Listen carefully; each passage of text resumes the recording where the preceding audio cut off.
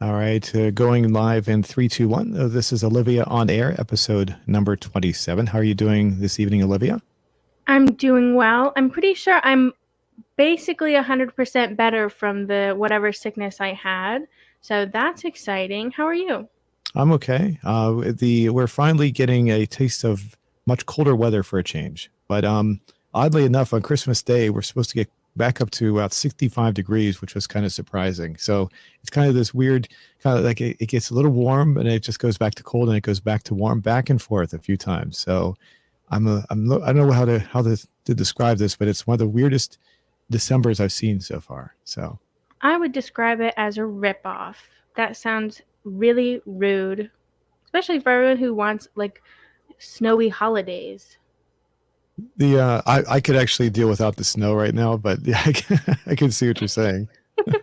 I remember when I was a kid and I would wake up and there wasn't snow outside, I would just be totally put out, especially like in the week upcoming to like Christmas.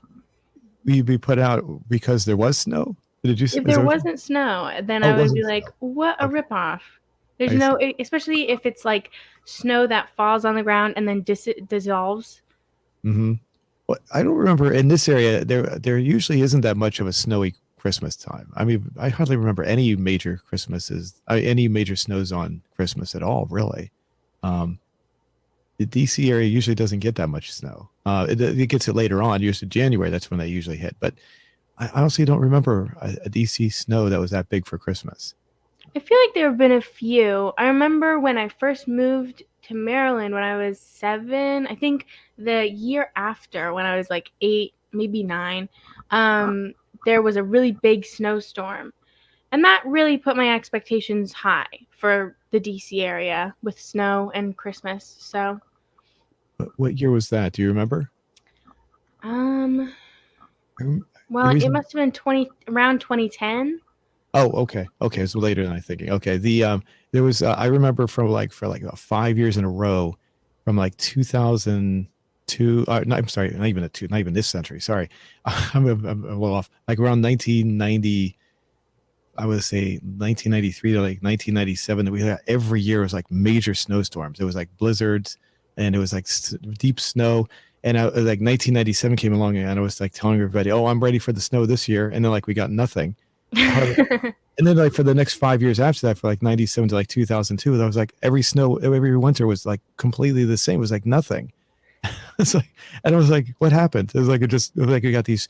I was like, it was like we went from a major extreme snow every winter, and then all of a sudden it was just nothing. It was like really bizarre. It's like we're going back to that again. So where it's like nothing again. So Right. Maybe in the next couple years it'll be snow. yeah, yeah. I don't know. I'm not sure what's going on with the weather. So it does whatever I don't think it's going to do. So Right.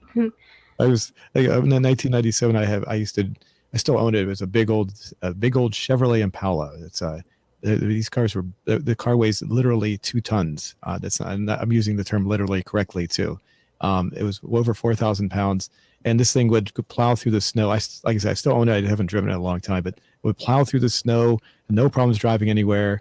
And I was, like I said, I was telling everybody I'm ready for this, and then like I said, nothing happened. So I was like, okay, well, they're still driving the car though, at least. So I was using up all that big because it's so huge. I was using up so much gas, but I was like, kind of just like you said, a little disappointed. Yeah, especially if you prepare for it, it's like, well, all this for nothing. Mm-hmm. Mm-hmm. Well, let's before we go too far, let's not forget NordVPN. They if they it helps us pay for what we're doing here. NordVPN is we have an affiliate link in the description below. If you click on that, they have a great deal for you. And I've checked on it. I don't remember what the last deal was, but it was much better than what they offer for the street service. I know it was less than half what they offer on a regular basis. And I've used, like I said in the past, I've used NordVPN. I had it for quite a while, and it always worked very well.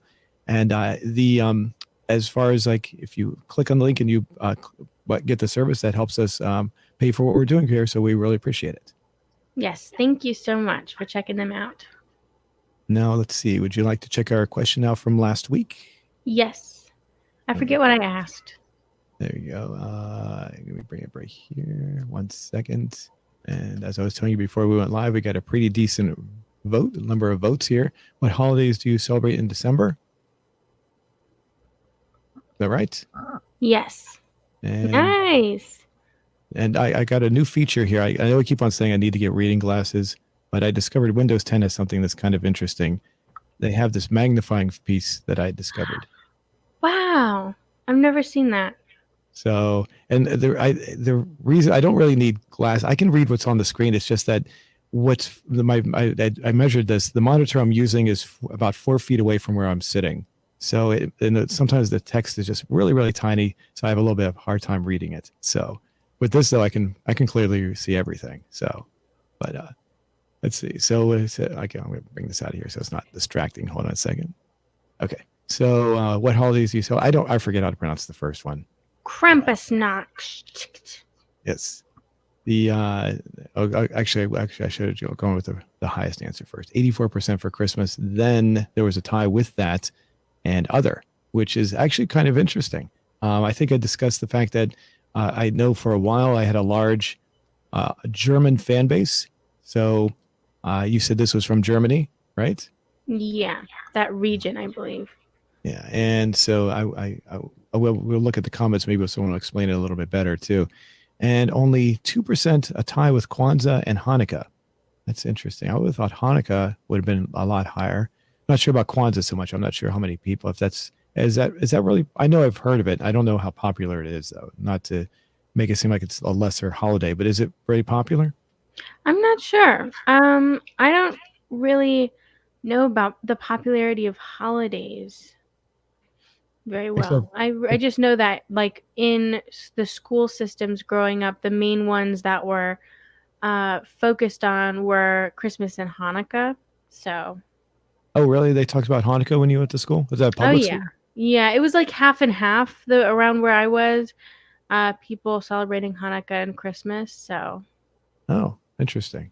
I went to I'm not a religious person anymore, but when I was a kid, I went to 4 years of Catholic school, and of course, it was basically Christmas, Christmas, Christmas. So, and then after that, I went to 6 years of public school, so I graduated in high school. So, I don't remember. And when I was in public school, I think the first 2 years we definitely talked about Christmas. When I was in first and second grade, then third through sixth grade was Catholic school, and then the seventh through 12th grade, I don't remember there being much of a talk about holidays. I guess when you're younger, I think they it's more of a thing where they like to get kids involved and have them make little things. That's what I remember is making little decorations and things like that. But in high school, I don't think it was made a big deal. I don't know. We didn't have like a homeroom in my high school, so and it was just basically we just went to each class and it was there was no real emphasis on Christmas. It was more like just a more of a it was just there. It was just a holiday. It wasn't really that big of a deal. So. right. I think in my high school, I remember it was definitely a time for friends to exchange gifts. So we would do that. We would bring each other's gifts and exchange them at school because it was easier. Um, and I know that they had like candy cane sales for like I know that we worked our high school worked with a school for kids with disabilities for a few different projects.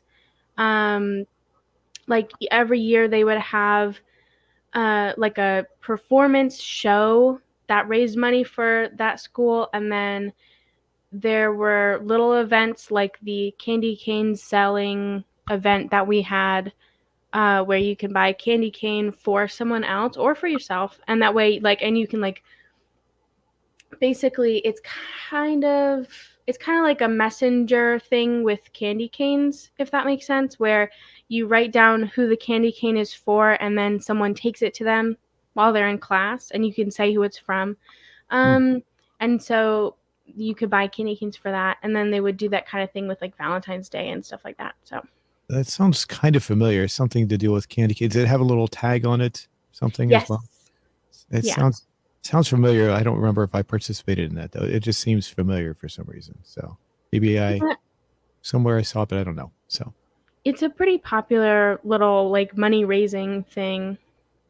Some schools do it for free, I'm sure, but Mhm. Yeah, it's I like I said, my when I say my high school was actually sixth grade, 7th through 12th. It was actually I was a junior high school and a high school combined. So, and I don't remember. Honestly, I don't remember Christmas being ever really talked about that much. It's really oh, bizarre. I do remember. Yeah, it's so bizarre. Thinking about that. My school was pretty big too. It was like 3,400 students altogether, I think. So roughly. So I'm sure where you went to was probably, well, at least in Maryland. I'm not sure. Was it pretty big there too? I think, well, okay, I know our capacity was 1,000, but I know when I graduated, we were at 1,800. And so they had to, it's actually kind of funny because the year after I graduated was the year that they had to redistrict because of how many students were going to the school. So, um, it's probably smaller now. It's probably like where it's supposed to be now around, hopefully. Mm-hmm.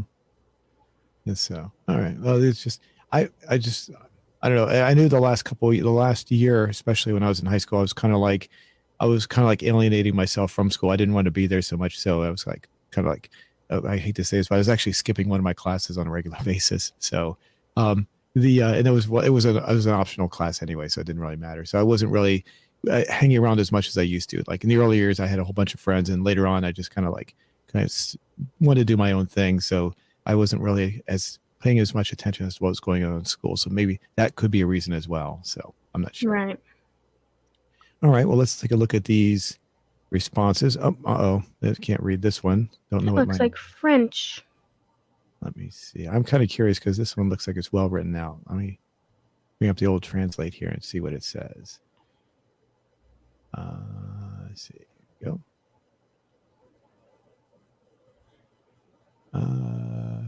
It said, yep, French, you're right. I still love my vacation, December or another month. No problem. But the best vacation is retirement, another 8 years to go. Oh, okay. Ooh, that's exciting. Uh-huh. Let's see. So thank you, Thomas. It says below. I'm not sure what that Haha, means. comment below. Oh, okay. Ah, okay. Gotcha. Let's see. I'm Buddhism, so I can't celebrate Christmas. But we could have, is there a celebration for Buddhism? I don't even know. There wasn't listed in the month of December. Let me see.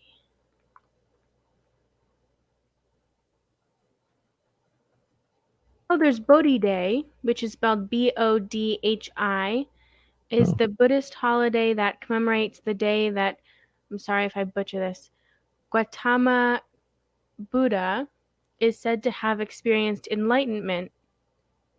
Cool. December 8th. That oh, was okay. not on the list. That's interesting. Is that a big holiday? Because I don't think I've ever heard of that. I have not heard of it. I'm not sure if it's a big holiday. It sounds like it's a big holiday. Enlightenment sounds like a big thing Hmm. to Well, I do, think. you know? Hmm. So if you could come back, or anyone else could come back and tell us, I'm just curious how big of a holiday that is. So, Yes, uh, tell us more about that if you celebrate it. what was it called again? Bodhi Day, Bodhi. Okay. And next we got Tyrone. It says New Year's Eve, his birthday. Or let's see, is that Tyrone? Am I saying it right? Yeah. You got a YouTube video. I'm not going to click on that though. I said Gilbert says I celebrate Christmas, but I prefer to have less gifts nowadays. I believe in quality over quantity, and as I would prefer having gifts, as I prefer having gifts. Wait a minute. I thought he says he likes less gifts. As I would prefer. Is that a contradiction? Seems like I prefer As to I have would less. prefer having gifts I'd use instead of Oh, gifts I'll forget about later on oh, sorry. as I'm older. Gotcha. I thought there was a period after that. That's why I stopped there. So, okay. Yeah. Okay. That makes more sense there. Okay. We got next down. It says, it's a duck destroyer. I'm not sure if that's got it partially blanked out there. I'm not sure if that's a dirty word or something. Oh, it probably is. Okay. I'm going to say that one. Um, let's see. School holidays. In India, no holidays. Oh, really? Didn't know that. We have a New Year's Eve in December 31st. Let's see. Quaid Day. Is that real? Let's see. Never heard of that one. Quaid Day. Am I pronouncing that right? Oh, it's a Pakistan holiday. Let's see. That's from FF Legend. It's Saturday, December 25th. Oh, same day. Huh? Okay. Yeah. Is it always on the 25th? I'm not sure. Okay. It says it's celebrated every year on December 25th. It is a celebration of Muhammad Ali Jinnah's birthday across Pakistan. He is Oh, okay. believed to be the founder of the country and was known as Quaid e Azam, which means great leader. Okay. It's interesting. Oh, we got next one down. What we got here. Plain Boy says Christmas, December 25th, 26th, and Sinter. Sorry, that one I'm not sure. I've never heard that one. Sinterklaas? Sinterklaas, December the 5th. Yeah, I've definitely never heard of this one. Hmm. Sinterklaas Day. I know that St. Nicholas Day I was corrected on this, was actually the day after that on December the 6th. So it sounds like Santa Claus, but in a different language almost. It looks, I don't know. Let me get rid of this for a second. St. Nicholas Eve and St. Nicholas Day. The feast of Sinterklaas celebrates the name day of St. Nicholas on December 6th. Oh, okay. So it's related to it then. Okay. Interesting. All right.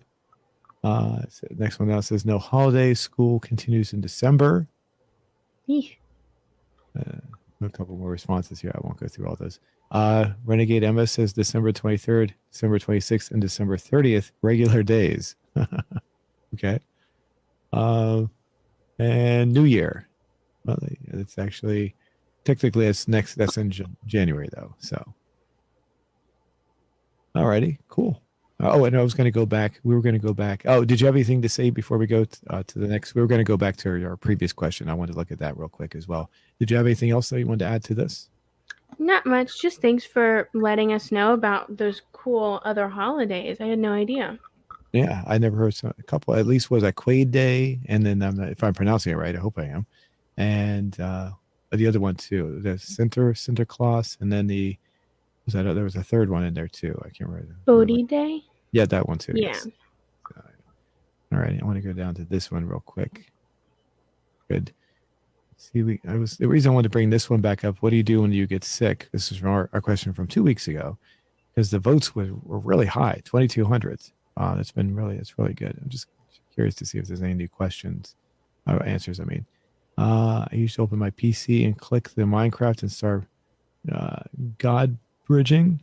Okay, I don't think there's anything new here. I think we went over. Did we? No, we haven't seen this one yet. So, Well, I don't know. I thought we heard that one.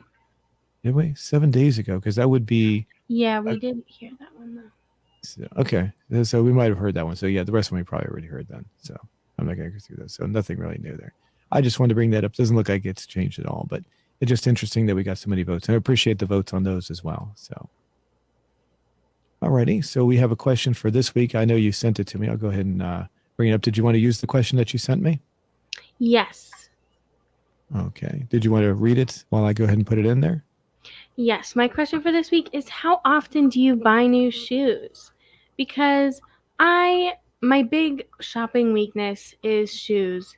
I don't act on it very much, my impulse to buy shoes, but I want to.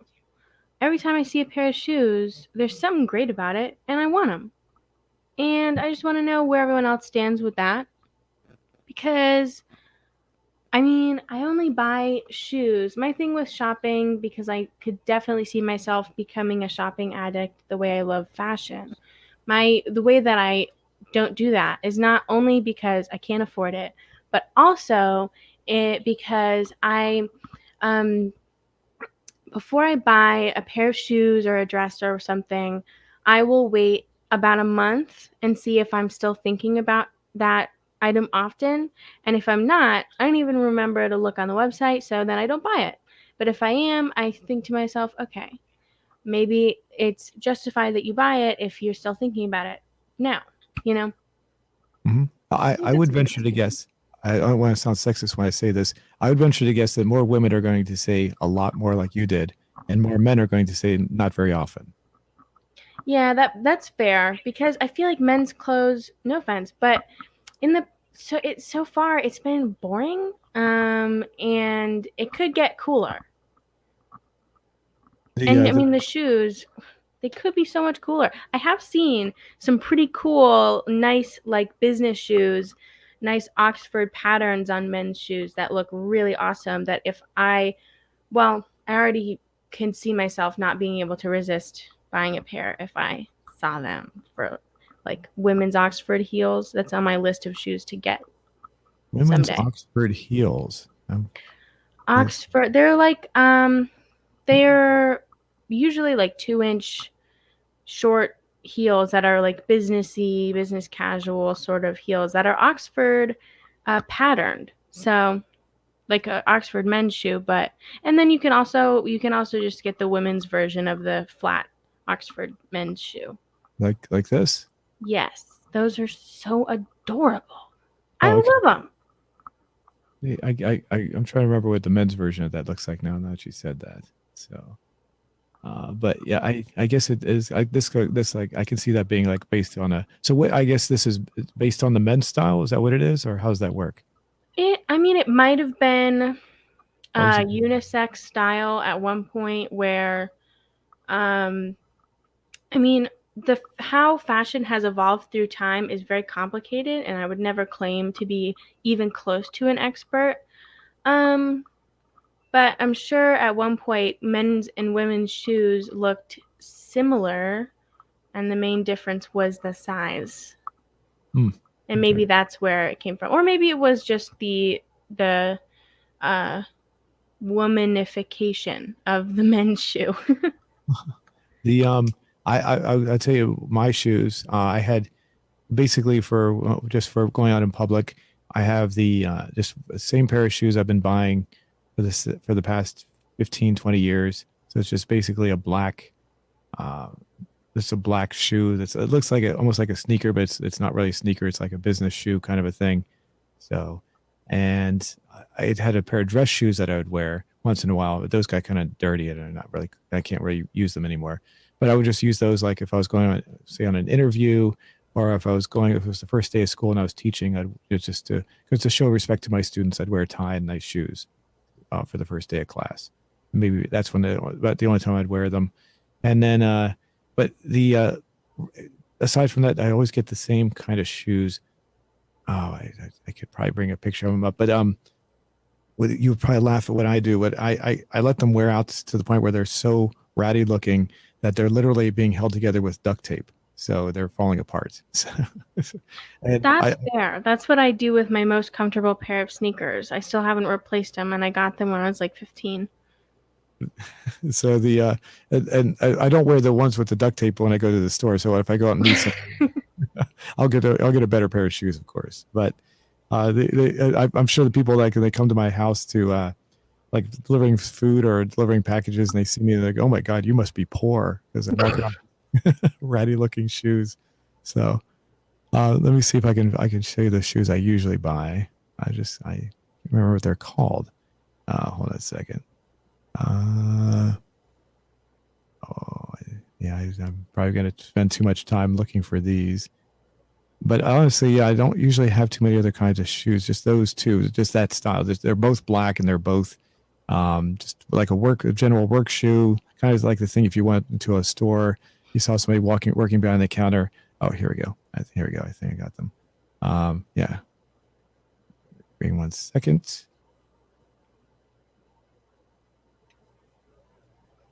Let's see. Yeah, here we go. These are the kinds of shoes I wear right here. That's them. So like that. So That just makes sense. I just buy the same kind every time. Every time I just buy the same one. I know what the size it fits me well, and then that's it. So I don't really worry about it. So That's fair. I feel like a lot of people have that method of just going with whatever makes them most comfortable and whatever they like the most. That's what I do with socks. Recently, I found a pair of socks at JC Penney Well, it's 3 pairs of socks at JCPenney, and now I can't wear any other socks because I love them so much. It's a texture thing. And so I had to buy 2 more sets, and so now I have 9, and if I ever get a hole in one, I'm gonna just cry about it. You could fix them though, right? You could probably mend them, right? Maybe, but if it's a hole in the bottom, I if I've tried to mend that before, and it always feels wrong, like Oh, on my foot. oh, I got you. I got you. So, and these are what is special about these socks? You got me curious now. Well, probably nothing much. But the material, the comfort of them, I like them because they're crew socks, and I'm just picky about some things. And I mean, one symptom of autism, or characteristic or something, I don't know, that I've always had, is being sensitive about what goes on my feet, because for a lot of people it's like being sensitive about a certain texture of fabric, or I don't know, textures, sensory textures, that kind of thing. And my whole life I've always been like, if my shoes are too tight, I can't stand it. If my socks are too tight, I can't stand it. If they are, I mean, I love the look of printed socks, but if they have some sort of design on the inside that you can feel on the sock, I hate that. So, um, like, I don't know. It's just that my brain is quite picky about socks. Gotcha.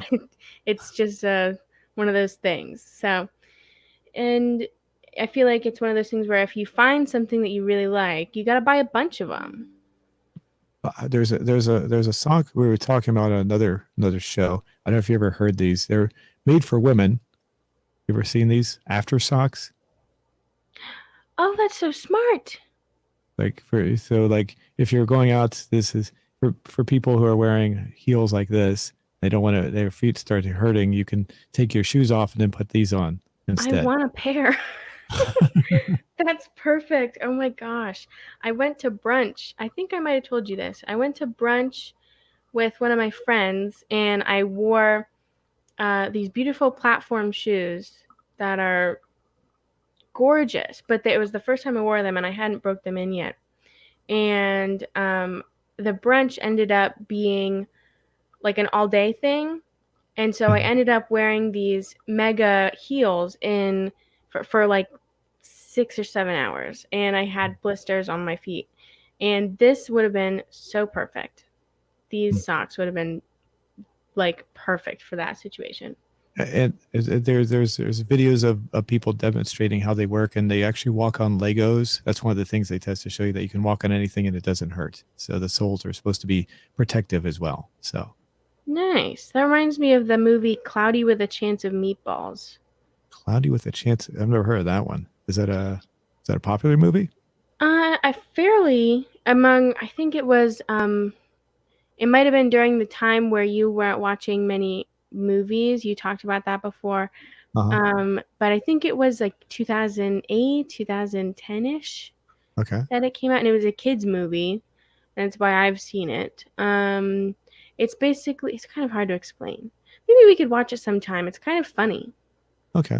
It's an interesting kids movie, but basically in it he's like a scientist kid, and he makes this glittery like spray that's like rubber spray, and he sprays it on his feet to make shoes, and then he can't take them off. Um, Oh, that so sounds kind that's of the familiar. that's Sounds the familiar. I problem, don't think I've seen it, but it sounds kind of familiar for some reason. So right? yeah. So yeah, that's what that reminded me of. Okay.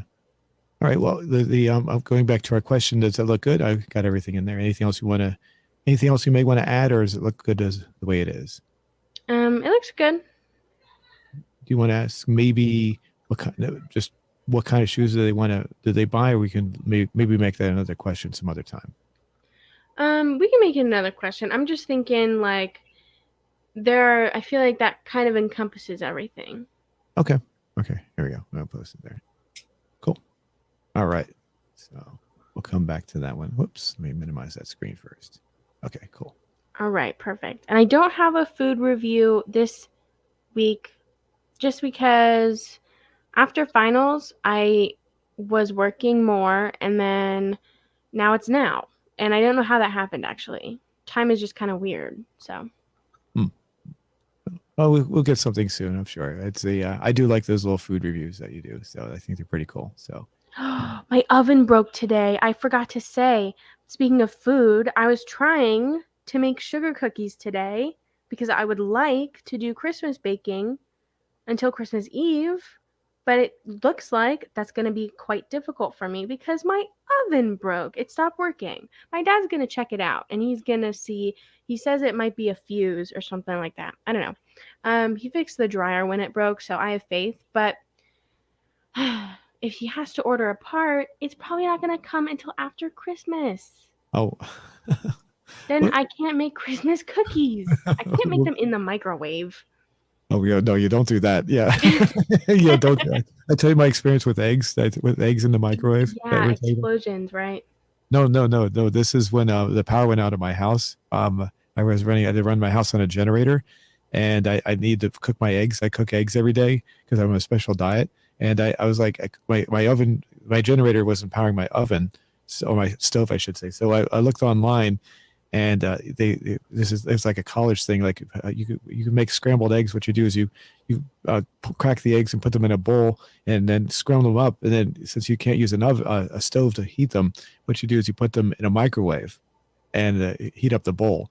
And they taste really, they don't taste good, but they're better than nothing. So I mean, I guess I could try to like cook them on a pan because the top of the oven works. But that's just gonna be depressing, and I don't want to. yeah. So Santa has to bring me a new oven Well, if it he just wants cut out. any cookies for Christmas. So it just cut out completely. No, nothing. No Yeah, I power. cooked one giant one because I don't know, I just kind of wanted to. It cooked a giant, like a mega cookie with like chocolate chips and stuff on it, and that was fine. And then when I put the second tray in, I noticed that it wasn't very hot, and I was like, "This is fine. I'll just close it and turn the heat up a little." And then it didn't. It just got colder, and now it won't. Every time I try to turn it off and turn it on, it doesn't work. So Hmm. no cookies for Santa this year, I guess. Sounds like a fuse issue to me. Or circuit breaker, I should say. So yeah, Yeah, I don't my know. dad's gonna figure it out eventually, hopefully. Well, hopefully it gets it good. Yeah, so we can have you can have your cookies there. So is that for is that a tradition? Yeah, every year me and my mom would make thumbprint cookies specifically, but all kinds of cookies, um, and then leave them out for Santa. And then I remember when I was a kid, in the morning, most of the cookies would be gone, and I would also leave carrots out for the reindeer, and the carrots would be eaten, and the milk would be drank, drank, whatever. Yeah. I remember doing something similar. Yeah, when I was a kid, with the cookies. Yeah, I don't, and I guess they were all gone when we got there the next morning. So, um, but never not the carrots. I never did the carrots thing. That's interesting. Yeah, I think it's because I rode horses growing up, and I watched a lot of nature documentaries, and so I was like, well, the reindeer need something too. And I would set out apples and carrots, sometimes mints, because I know horses like mints, Hmm. and they would eat them. Well, my parents would, that was probably it. Maybe the reindeer ate them. I don't know. Did you did we talk about Rudolph the red nosed reindeer before anytime recently? Because when I was a kid, I used to believe in Santa. I believed everything was real except for Rudolph the red nosed reindeer. Yeah. That was going too far. Yes. A reindeer with a red nose, absolutely not impossible. Reindeer that could fly, that's believable. With a red nose, that's unbelievable. So I remember talking to kids in school and they were like, they believed everything, including Rudolph. I said, no, Rudolph is not real. I said, I was really adamant. Rudolph is the only conspiracy here. That cannot be real. So talking about Christmas, our movie for this week. Did you want to talk? Tell everyone what it is? Yes, it is my favorite Christmas movie. It's Eloise at Christmastime. And just before we go into anything, I have a very heavy bias, and I know it's probably not as good as I have it set up to be in my head. That's only because I've watched it like every year for Christmas. Ah, So, okay. I'm looking before we go into this. Let me bring this up because I'm a little. I'll show you what I'm looking at. I'm looking at the IMDb page, and this says this is season 45. I was like, 45, episode 6. How many seasons of this are there? Uh, I don't even know if it's a show. I think somebody got a hold of the IMDb page for that and lied. oh, let me see. Let me go to all episodes here for a second. It Because really when I before we did this, I looked at other people like their reviews on this, and they said that there was like one movie that was before this, but that was it. And I didn't see anything about like 47 seasons or whatever. So that's weird. So uh, yeah. there was I one show before this with the same cast. Is that right? I have no idea. I mean, my I have a DVD of it. Oh, okay. And on that one it's set up like a movie. There's like no mentions of any other shows or anything. It's set up like a movie thing with scene selection and play the movie and all that stuff. So, Okay. Well, I gotta say, what did you want to give the plot away first? Tell the story plot synopsis, or did you want to or did you want to wait, or did you want to jump right into it? How did you want to do this? I give you the plot synopsis. It's kind of a whirlwind sort of plot. I don't know why, but that's how it feels anyway. And so basically, we're following this 6-year-old city child around New York City, around the Plaza Hotel, and eventually around New York. Um, and basically, she lives with her nanny. Her name is Eloise. She lives with her nanny um, at the Plaza Hotel on the top floor. Her mom, I think it's set sort of in the 50s. I know it's based off a book series, but It, it's supposed to be like in the 50s ish time, maybe 60s or something. can I say this? Um, When I noticed that it was hard to tell what year it was because it looked like the characters were from the past, but it looked like the cars were all from present day. So that right. so it's like almost like they were kind of like capturing both at one time. But yeah, go ahead. Yeah. Whatever it is, I really don't mind. I like it a lot. Um, and her mom, I guess, is rich, and she's off in Paris and doing a bunch of different stuff all the time. Um, and in this movie, she is, I think, in Paris, and Eloise calls her every now and then, and she hopes that her mom can come on Christmas Eve and all that stuff. She basically causes trouble everywhere she goes, because it's fun and why not? Also, um, and she has a turtle named Skipper D and a pug. I always forget the pug's name. Named Hmm. Weenie. There we go. Um, and she just kind of gets in shenanigans the whole movie, and she's trying to set up her nanny with someone who lives on their floor named Sir Wilkes, who's from England as well. Oh, and nanny is Julie Andrews. um and then her best friend is Bill. He's a waiter at the plaza, and they I think he's trying to be an actor, and they just have a lot of fun together. And let me think. Oh, in this one, the owner, the manager, the owner of the plaza's daughter comes home named Rachel, and she is engaged to be married to a little scammer named Brooks. What an awful name, by the way. Um, and he does not like Eloise because she's onto him from the start. And it turns out that Rachel and Bill had a relationship before she was sent off to school, to college, to school somewhere. That's Rachel. And then that's the owner. I think it's the owner. Yes. Okay. Something. I don't. You know, actually, I jumped ahead. I'm not sure. I'm sorry. You know more than I do, but I'm going to say yes. That's the guy you're referring to. So Right. Some position of power. I don't know. And Eloise doesn't want her to marry Brooks because he's weird and scammy, and she overhears him saying scammy things that scammers would say.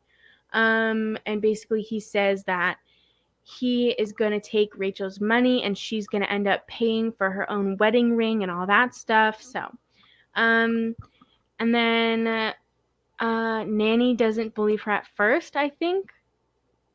Yes. Oh, and then there's also Mrs. Thornton, who has blue hair and a poodle. And she is led to believe, Eloise is led to believe that Mrs. Thornton is dead, but then she's not. So that's another plot line that's thrown in there. And I'm trying to remember everything. It's kind of hard. Oh, they go shopping, which is one of my favorite parts. They go shopping around New York City, which is very fun. Which is another big part where I feel like it's not the 50s because the Toys R Us is very modern day. Oh, right, exactly. Yeah, and that's a big plug for Toys R Us there, and the product placement is Toys R Us even exist anymore today? I remember they went bankrupt a couple years ago. Are they still around anymore? Did go bankrupt. I don't think they are. I think they had to close up everywhere. Okay. So, yeah, I'm trying to find where that's. I know as soon as you said Toys R Us, I remembered it exactly. I was just trying to remember. I don't seem to see it here. Well, anyway, go ahead. I know the. I'll see if I can find that scene. Yeah. So Eloise pulls some strings and she does some really great mind work for a 6-year-old, and she kind of rearranges Rachel's schedule and Brooks's schedule, and then who's that mean blonde lady? I forget her name. Oh, the one that she works for the hotel, right? Yeah. Yeah, I forget. I know what you're talking about. I don't remember what she was though. She wasn't very nice though. That's for sure. Right. I forget. But she rearranges all their schedules so that Rachel and Bill are in one of the ballrooms together with a piano. And Bill is playing the piano, and then she sets them up to start playing the piano together. And then they kind of, I think it's supposed to show them like rekindling their similar passions for music and musical theater and stuff like that. And then she also pulls some strings to get tickets to one of their favorite shows, which is Gypsy in Broadway, I think. I don't know. And then she gives them to Bill for Christmas, and then he takes Rachel, and she tells Brooks that there's a Harvard party, so he has to leave because he lies about being a Harvard alumni because he's a liar and a scammer. And then they go on the Gypsy date together, Rachel and Bill, and I think that is probably the time when they really rekindle their relationship. And then when they're getting married, Brooks locks Eloise in a closet, right, in a storage closet. I thought it was like a cabinet. Was that what it was? Maybe. He locks her somewhere. And she had previously opened her Christmas gift, and which one of them included a walkie-talkie set, and she took one walkie-talkie, and so she can call Nanny at the apartment and tell her where she is. Here it is, right. And then Nanny comes down to rescue her. They go to the wedding, and they don't stop the wedding, but Rachel says that she can't do it because she's in love with Bill, and then Bill comes running in. And then happily ever after, and then Brooks gets arrested because he's a scammer. Of course, yeah, and of course everybody is, I would say, very much like a typical Disney movie. You have the bad guy who's completely bad, the good guys who are completely good, kind of a thing. Right. Yeah. So, and which is fine. That's fine. It's typical. I'm not criticizing. I'm just saying it's very, very common for that kind of Disney kind of style movie. So. Yeah. And then the child is like a genius and they can rearrange everything the way really only a conniving adult could. But, Hmm. it's like So they, a Home Alone, like a Kevin McAllister kind of child. right. And there she is, and she's escaping from breaking her out of the whatever that little thing is, the cabinet there. So there we go. So, yeah, and then at the very end, the two of them, the two get married. That are supposed to get married, or did they get married, or did they not? I think they just broke the wedding up. Okay, so the other two didn't get married. That's right. Okay, I do remember they Right. had the other one, right? And then there was the other small, like you call like a B plot, with the elderly woman right here who was going to be kicked out. The dog. Did you talk about her? Yeah, a little. She is mean to Eloise, but she's really just bitter because her son is supposedly dead, or he tells her, I guess, that he's dead. Oh, this is the woman you're talking. I thought you were talking about the other woman that worked for the hotel. Did I miss Oh something? no. Um, I kind of forget. I'm not gonna lie. There are Oh, two mean women who don't like Eloise okay. because she's a troublemaker, which is fair. And then I didn't understand the end of this part here. So the guy on the left is the Bill, right? Yes. He's just pretending that she has money, right? Uh, Correct. So, what I figured out, I was confused by this for most of my childhood, but I just liked it anyway. So, basically, Mrs. Thornton, the one with the blue dog, we'll call her Blue Dog Lady.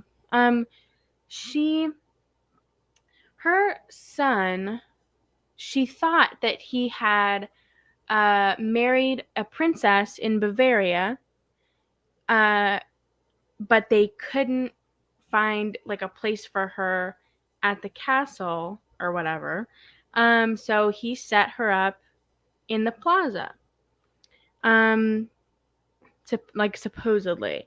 Uh, but I'm not exactly sure where the money came from in the first place, honestly. But he was really just a scammer in Bavaria, and either he told or he wrote a letter that he had died, or the Bavarian government wrote a letter that he had died and ran out of money for her, and then she had to be like kicked out of the hotel. It's not completely clear to me where the money comes from, like to house her there in the first place, honestly. But I before you think go too far, I don't know how to pronounce the name. Sorry. Says hello. So hello back. So hello again. Um, but yeah, I think I'm not really sure where the money came from to house her in the Plaza Hotel all those years to begin with. But all I know is that it's basically dried up, and the Plaza Hotel has to kick her out. And then I think Eloise makes a big fuss about that, and somehow that changes the owner's mind during Christmas. And then Bill dresses up like the Prince of Bavaria, or the King of Bavaria, or something like that. Um, and then kind of like tells her that the Bavarian government is going to give her enough money to stay in the Plaza Hotel for the rest of her life. So she doesn't have to worry about getting kicked out. Maybe she could be a little nicer to everyone. but there's no money though. That's the part that confused me, right? I think they're just giving her a free room. Okay. Okay. Okay.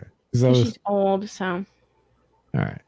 The and I assume the guy on the right, who's the manager or owner, whatever he is at the hotel, he doesn't recognize one of the guy that works for the hotel, or does he just going along with it, or what? I What's think he's in on it. I think he knows what's going on. He seems smart, so I don't think he would not recognize him. okay? I wasn't sure if they're trying to pull like one of those Superman things where like you put Clark Kent puts on a pair of glasses, but he still looks exactly the same except he's wearing glasses, but no one knows he's Superman. So the kind of a thing. But anyway, okay, it's I that make I just want to make sure I wasn't the only one that was kind of lost with that whole thing. So Yeah, but I think it was supposed to be like a Christmas cheer part where the old lady gets to stay at the plaza after all, sort of thing. I don't mind it. Right. Yeah. See, this is what's his name? Get his name here. He's getting taken away by. It turns out he was an FBI guy, right? Is that right? Something. The agent? Yeah, something. Whatever he was, yeah, like an agent. I don't know who he was working for, but he'd been following him the whole time, apparently. Yes, because Brooks is a scammer. Right. And so they didn't talk about the fact that, well, I guess maybe he doesn't know that he also is now could be brought up on kidnapping and other charges for locking the little girl up in the thing in the basement too. So Yeah. But I think, I mean, yeah, it's maybe something like child endangerment or something like that. I don't know if that's a thing. Oh, Loud Sound Epicenter in the comments said, enjoying your series. Keep up the good work. let's bring up this guy here. Okay, thank you very much. Okay, thank you. Epicenter. Okay, cool, cool. But So, another thing that I liked with this movie was the colors and like the quality of the camera. I don't know. It seemed um less modern. Just because it's made in like the late 90s, right? But still. it has the aspect ratio, the older style aspect ratio, 4:3 aspect ratio instead of a 16:9 aspect ratio, like more modern stuff. So that stood out to me right away. And so and according to what I saw, it was made in 2003 or released in 2003. Oh. So late, not quite late last century, but not too far from it. So Right. but yeah, let's see, we can jump back ahead. So I will say, when I was watching this, the characters in this, obviously I said follow the standard Disney idea. You know, you have the innocent person, the bad guy, and there's no dimension as far as like no level of like some of the good people are a little bad, or the bad people are a little good. There's no gray area is what I'm leading up to. So Right. and I will say Eloise was a little obnoxious sometimes. So Yeah. Yeah. I realize that the older I get, the more I'm like, if I met this child, she'd be fun for a couple hours, but after too long, I don't think I could be her nanny. the other thing I didn't understand. Wait, a couple of things. But there was a scene where she's in a barber shop. Do you remember that scene? I'm trying to Yes. find. Do women go to barber shops? We I gotta thought get our barber shops haircut. Isn't that? I thought women went to beauty salons for that. I thought men went to barber shops. I mean, it's not a big deal. I don't remember. Maybe I just don't know. I'm just ignorant on that fact. So, are barber shops for men and women? I thought they were just for men. I feel like I don't know. I didn't really realize that there was such a big difference just because I've always gone to hair cutteries or whatever where it's just everyone goes, men, women, children, everyone Oh, just that's goes. true. So I've never, and my dad has always gone to barbershops, but I just thought he was weird, in particular about his hair, which he is. Um, but I didn't really realize maybe in the 50s, where like the time that this is supposed to be set, it was more like men are for barbershops and women are for salons. I've never been to like a beauty salon. So, Okay, I forgot about the hair cuttery places. Yeah, that's different. But yeah, as far as an actual barber, I always thought it was just strictly for men. So it's not a big deal, I guess. But at when they said barber, is like, it was just stood out. But the only thing I would say was when she kicked the barber, I was like, why? Like right there, why did she do that? I don't get it. because he keeps trying, I understand completely, because he keeps trying to get her to change her haircut. I was the same way when I was a kid. I actually went through a phase where I was like 10 and I did not brush my hair. I refused to brush my hair. Um, but I was very picky about how my hair was cut. And if someone tried to do anything different, I felt the same way. Oh, okay, okay. The if I didn't brush my hair when I was a kid, it would become like, you ever seen like people have dreadlocks? My hair turns into dreadlocks if I don't brush it. So I have to be very careful. I have to constantly brush it every day to make sure it doesn't do that. So Yeah, I have to do that now because when I was a kid, it was so bad that my mom would just cut pieces of my hair out, like on the bottom. My hair gets most tangly on the bottom. So she would just cut pieces of the hair out that she couldn't brush through. Fair enough. I would do the same thing. So the anyway, the as far as the characters go, yeah, she's a little obnoxious, but it's not too bad. But you keep on saying the 50s. I think it's like the story might have been based on the 50s, but it's kind of like a cross between both. So it Maybe. but the none of the people none of the main characters really act like normal people in this. So they're kind of loud, and I don't know what the right word is, but they seem like characters rather than people. So, was this based on a book or something? Yes, I was just gonna pull that up. The Eloise is a book series. And so I'm just seeing this now. Eloise is a series of children's books written in the 1950s by Kay Thompson and illustrated by Hilary Wright. Thompson and Hilary Knight. There we go. Thompson and Knight followed up Eloise with 4 sequels. Eloise 1995. Oh, okay. Anyway, Okay. Eloise is a young girl who lives in the room on the tippy-top floor of the Plaza Hotel in New York City with her nanny, her pug dog, Weenie, and her turtle, Skipperty. So it was written in the 50s, and that's why it, like, looks 50s. Mm-hmm. Yeah. Yeah. But I mean, clearly some of the stuff in here is very more modern looking as well. So, yeah, it's like I said, like, it looks like they took a cross of both, I guess. So, uh, Right. like the woman on the right there, that's clear she's not wearing. That's clearly not the way her whole attire, her hair, everything. She looks like very modern for when the movie came out. So Right. And she was also one of the characters in the live action Grinch with Jim Carrey. oh, the woman, she was okay. I never saw that movie, so That's a fun one. I've seen the original Grinch, the cartoon version that came out in the '60s, I think. So, but I've Me not seen. too. That's our favorite, yeah.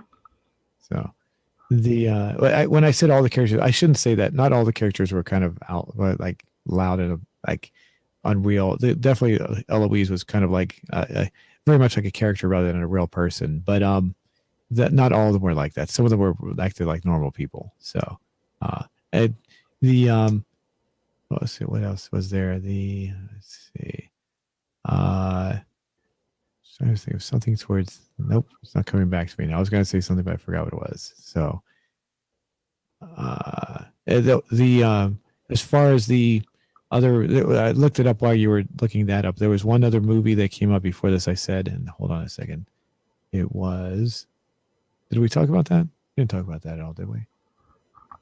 No. Here we go. Bring it up right here. Here it is. This one came out same year. Eloise at the Plaza. So, this is the one you have not seen. Is that correct? Oops. Oh well. Not sure what happened there. I've seen another. I have another Eloise movie. That is one that I have seen. I see one of those small pictures. Okay, well, it's not letting me look at it for some reason. Okay, so sorry. Probably because I'm using an old browser there. But anyway, so it's yeah, there were 4 stories altogether. Is that right? Is that what you said before? I think there were 4 like movies, but the books, there are like a lot of books. Oh, there's a lot of books. Oh, okay, I see now. Okay, I misunderstood there. Okay, I thought you said there were only 4 stories, and I didn't realize it's the other way around. Okay, gotcha. The let me get back into the movie part we're looking at here. There's the young woman who plays. Well, she's not really that young anymore. She's actually close to almost. She'll be the next year. She turns 30, so she's 29 years old now. So, she seems like I saw an interview of her before we did our show here, and she seemed like a very nice person. And she says, during the interview, she was asked if people recognize her, even though she's full grown now, and people said, "Oh yeah, she gets recognized for this role on a regular basis." So, Yeah, I feel like I saw some pictures and she looks a lot like, I mean, obviously since she's the same person, she looks like she did, but she just kept a lot of her features, I feel like, from childhood, you know? I would not have recognized her, to be honest, at the top. Looking at the pictures and seeing the video of her, I just wouldn't have recognized her. So maybe started talking like the little like she did, then I might recognize her. Of Maybe it's just course, because I've seen the movie so often. we got Julie Andrews, who's a well-known actress. So she has the wearing this as a top billed character. That's interesting. So, have you seen anything else with Julie Andrews? I think we talked about The Sound of Music, right? You've seen that one already, right? Yes, I've seen Sound of Music, Mary Poppins, The Princess Diaries were my favorite movie series when I was a kid. I watch those all the time, even now, honestly. Princess Um, Diaries. There was more than one, really? yes, there's The Princess Diaries, there's The Princess Diaries 2, and I think that's it. Okay, Yeah, that should be it. gotcha. Gotcha. Yeah. Julie Andrews is always pretty good. I mean, every time I've seen her, this is the first time I've seen her in a long time. So she's always playing a good character. Oh, she's always a very good actress. So that's what I mean to say. So Yeah. I don't recognize anyone else that was in here though, at the top of my head. Was there anyone else that stood out? Just that let me see. No. Nope. Don't see any names in there. Oh, Prunella Stickler is the character, and it's played by Christine Baranski, I think. Yes, Mrs. Stickler is the mean lady who is a stickler. Um, Oh, and her. she was in The Grinch. That's where I recognized her from. Oh, by the way, I need to make a correction. I wanted to bring this up. I keep on forgetting. We were talking about John Favreau being like the same age as me. Was I that think so. a couple of episodes ago? I was actually looking closer at his birth date. He's actually 2 years older than me, so it's not a big deal. But I wanted to make that correction. His birthday is 5 days before mine, but it was not the same year. It was actually 2 years before mine. For some reason I just couldn't see the year clearly, so I just thought I'd make that Oh, correction. No, so we're close in age. No, we're not that close though. So, but right. anyway, the only reason I brought that was because I was looking at her age. I was like, it just triggered that memory all of a sudden in my head. So, She was in Mamma Mia. I haven't seen that movie, but my friends love it. Mamma Mia, that's a musical, isn't it, or something? Yes, I Okay. think so. Okay. Has a lot of ABBA. Oh, that's right. Yeah. Yeah, that's right. I do remember seeing something like something about that. I didn't see it though. So, all right. So getting back to our movie now, as far here she is right there, right where I left it off. So, um, the was there anything else in here? Is the whole? I mean, I do remember now. I remember there was something I said earlier. Now I finally remember what it was. We get to see the mother, I should say, at the very end, but we don't really see the mother. Is there any particular reason why they like hide the identity of the mother? I don't know. Maybe in the book, I haven't read the books really, but maybe in the books, the identity of the mother is never revealed, and it's always the nanny. That's the like main thing that I thought might be probable. Okay.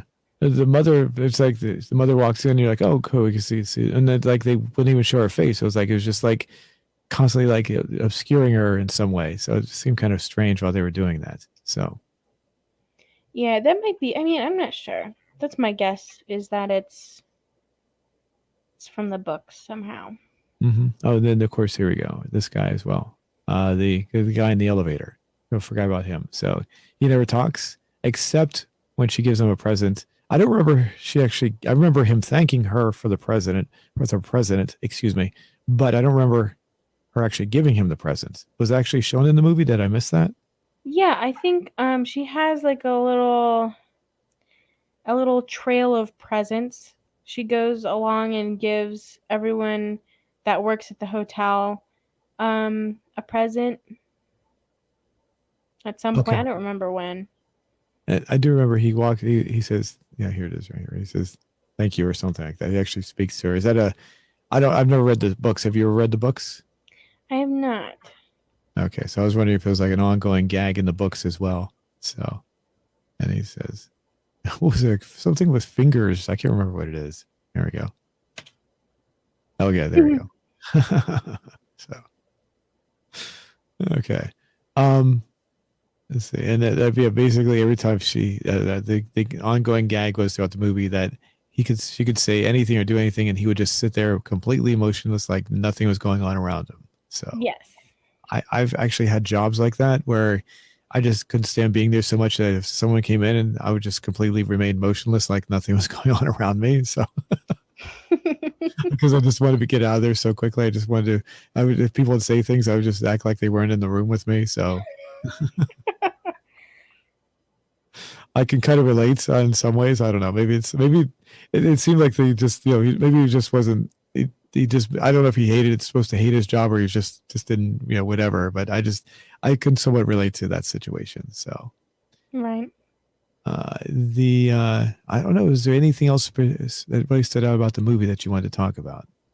I think it's one of those movies where maybe it's just because I always did watch it in the Christmas time, but every scene has something that reminds me that it's a Christmas movie. Hmm. Okay, yeah, this is definitely one of those movies that's not debatable whether it's Christmas or not. Like the last one we Right. watched, um, It's a Wonderful Life.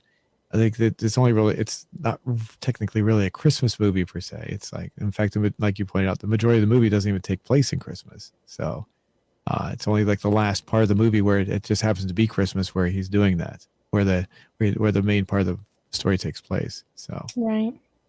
but yeah, this one definitely feels like a Christmas movie from beginning to end. So, is that her dog? I forget what her dog looks like. Her pug.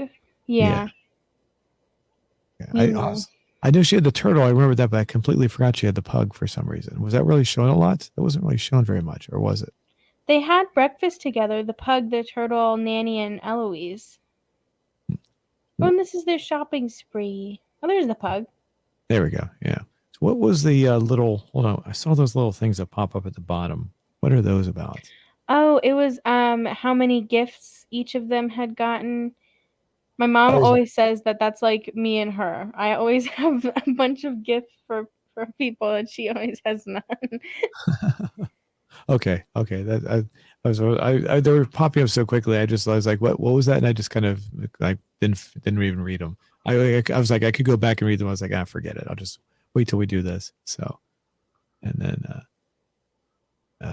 oh, there we go. Another one. Well, it doesn't really matter what it was. But yeah, this clearly looks like it's like you said, the 1950s for sure. So, except for the Toys R Us, of course. So, and as far as I can't think of anything else to really add. It just comes across as a typical, like I said already, typical Disney movie. You're rooting for one side, and they make the bad guy so evil that you're rooting against him through the whole thing. So Right. It's probably one of those movies where you probably, unless you watched it like I did, like every year growing up, it probably wouldn't be that significant, you know? yeah, it did keep my attention though. I will say that for sure. So I wouldn't, but yeah, you're right. If I saw it when I was younger, maybe I probably would have liked it a little bit more. I'm not saying I dislike it at all. I thought it was pretty good, but it kept my interest for sure. So, but it didn't. But yeah, I could see being maybe a little kid and watching this and liking it a little bit more. So, Yeah. I mean, this is the movie that I always look forward to every single year. So, did you it's definitely a kids movie. no? Do you feel inspired? Did you feel like being like Eloise at all? I don't know. I was a little blonde girl, so maybe I always envied that spy kit that she got. The Oh, walkie-talkies and everything. I thought that was so cool. I remember that. Yes. How about living? What's the name of the hotel? I know I should know the name of the hotel. What is it called again? The plaza. Plaza. That's a really, and obviously it's very famous. I'm not but how would you like living in a hotel like that all the time?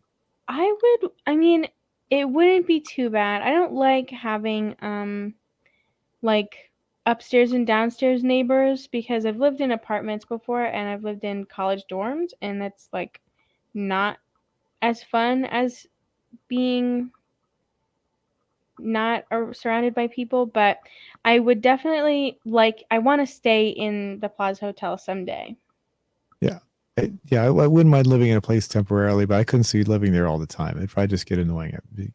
For me, it might get annoying for me. So where I live, I'm very much, I have my own house and isolated from a lot of the. I only have three neighbors, and it's like a very mostly rural area still. So I'm kind of out in the middle. It's not really in the middle of nowhere because it's being developed around me, but still it's very isolated. So when I was a kid up until the age of 5, we lived in an apartment, and I didn't like it. And once we moved out, and my parents bought their first house. It was much. I was much more happier that way. So I could not. It, yeah, I could imagine living in it for a short period of time just to see what it's like, to see if it'd be kind of fun. I do remember being in hotels and it was kind of fun, but just being there temporarily, not on a regular basis. So, Right. I feel like it's like to some extent living in a hotel 24/7 is kind of depressing mhm. just because it's not really your space. Right, right. Yeah. And then you have the thing with the neighbors being so close and making noise, and I don't know if that's ever been an issue for you. Yeah, yeah, I'm sure. Yeah. And plus, with like a hotel, if you're living there, your neighbors change all the time, you know? And that would probably be sad because, I mean, I've never really gotten to know a neighbor before, but I'm sure it's nice to have a feeling that you, like, the same person is always there, you know? Hmm. I mean, it's kind of true. I'll tell you where I live. I told you I have three neighbors. The two of them, the neighbors at the end of the road were very elderly, and I think they both died off. And their kids, who are like my age, have taken over the house. And the elderly couple I liked a lot, but their kids I don't like. So the neighbors that were directly in front of me, they moved out about 8 years ago at least, and they were very friendly. The people who moved in are not that great. They're not bad. But they're not great either. So Right. it's if I would agree with the idea that if they were to stay, and it was the same neighbors if they were the neighbors I liked, not the neighbors I don't like. So Right. the Yeah, but living in a hotel seems to have made Eloise very crafty in like the same way as like I said before, Kevin McAllister from Home Alone. hmm. Because this scene, she has a box, a massive box full of nothing, delivered to Cornelia, which is Mr. Peabody's the owner's or whatever assistant or something. Oh Her yeah, there was a scene. Yeah, is this a scene? Yeah, there was nothing yeah, in there. There was nothing in there's this. there's nothing but pink um confetti stuff. Okay, So that's yeah, one of those things where you think, how did she do that? because then they show the other woman later, and she's like, they didn't show what happened though. She was just covered with stuff all over her, like you were supposed to imagine what happened, right? Yeah, I always think that she just never found anything, and she was just digging through a giant gift box full of pink confetti stuff. Okay, because when I saw that scene, I was like, I paused. I was like, wait, what happened to her? I was like, did I miss something? And I rewound it back. I was like, I didn't see anything happen. So I was like, I thought I missed something. So, but okay, yeah, I was just, anyway, just yeah, I realized no, that I didn't miss anything. So I was just curious about that. The other thing was she would actually hide, at least at the very beginning. I don't know if she did it once or twice, but she actually hid inside one of the delivery packages.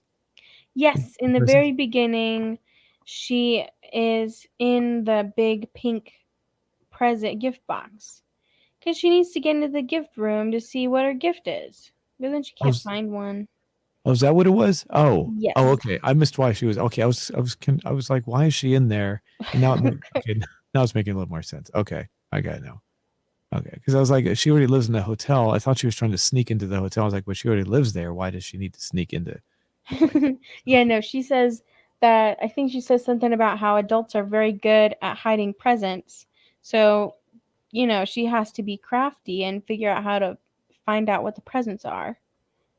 okay, and then there was one other scene, which is this one's kind of a minor nitpick, but where they delivered that. I think it was that large package where they said they couldn't get it through the front door because there's a revolving door. You Right. remember that? Okay, and I'm thinking to myself, but any large building, and especially in a city, is going to have a delivery area, Oh, like a loading yeah. in the back. I mean, I used to make the deliveries, and I used to be a courier when I was going to school, and I was always parking my cars in the loading docks and delivering them in the, that's because it was easier to park there instead of looking for parking on the streets. And so my first thought was, well, wait a minute, you don't know where your own delivery area is, your own dock. Right. So it was minor, like I said, a very minor nitpick, but it still stood out to me. Yeah, I never noticed. I never thought about that. So all right. Well, as far as the movie goes, well, how would you rate this? I assume it's going to be pretty high. Yes, it's my 10 out of 10 Christmas movie. If on the Christmas movie scale, it's a 10 out of 10. Oh, Definitely because of nostalgia. It's undebatable that it's because of nostalgia. Um, and then with regular, just like regular movies, I'd probably give this like an 8 out of 10. Again, just because I love it so much. so let me ask you this: what if you had saw this, say, today, like at your age you're at now? What kind of score do you think you would have given it? I would probably give it like a 6.5, maybe 7. Just because she does, when she's trying to wake Nanny up, that's annoying. What did she do? I don't remember what she did. What did she do that was so annoying? She in the in like Was it all near the the times when beginning? she tries to wake Nanny up, I think she used like, I saw I that don't know, there. she's just screaming Nanny's name, or she held a flashlight up to Nanny. Yeah, there it And is. Okay. she woke her up in the. I mean, if a child did that to me, I would have to fling it off the bed.